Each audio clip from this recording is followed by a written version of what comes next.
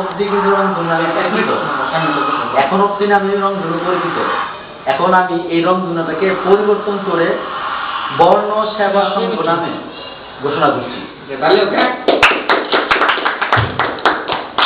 রংধনুর যে এই নামটা আমাদের কার্যক্রমের শুরুতেই আমরা 7টি কর্মসূচিকে কেন্দ্র করে রংধনু নামটা দিয়েছিলাম। 7টা রঙের সমন্বয়ে রংধনু সৃষ্টি হয়। তো সেই অনুযায়ী আমরা নাম রেখেছিলাম রংধনু কিশোর সংগঠন।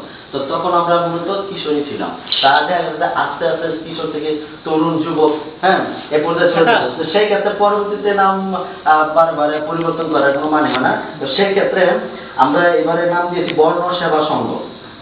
তো বর্ণ সেবা সংঘ, তো বর্ণ সেবা সংঘ আর কিশোর রংধনু কিশোর সংগঠন এর মধ্যে কোনো তেমন একটা পার্থক্য নেই, তবে কিছু পার্থক্য রয়েছে।